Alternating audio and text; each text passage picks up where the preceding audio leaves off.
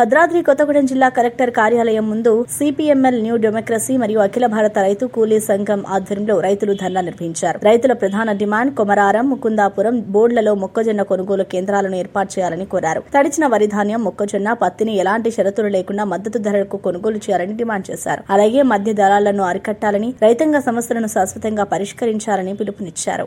పంటలకి మద్దతు ధరలు, గిట్టుబాటు ధరలు మీరు ఇవ్వలేరు. అది మీ చేతిలో ఉన్నటువంటి కాదు. మీ చేతిలో ఉన్నటువంటిది ఏంటంటే ఇక్కడ పంట మొత్తం తుఫాన్ తోటి నష్టపోయారు. ముఖ్యంగా మొక్కజొన్న పంట కొన్ని గ్రామాలలో మొలకెత్తింది.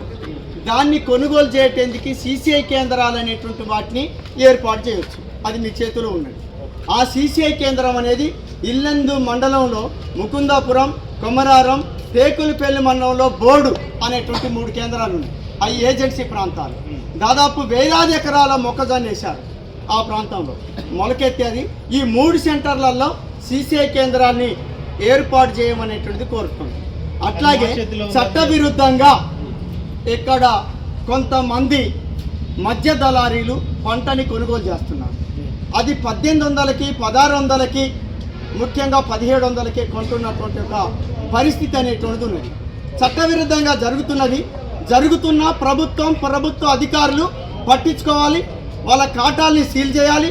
లేదా వాళ్ళకి లైసెన్స్ లేకుండా కొనుగోలు చేస్తే వాళ్ళ మీద కేసులు నమోదు చేయాలి. వాళ్ళని అరెస్ట్ చేసే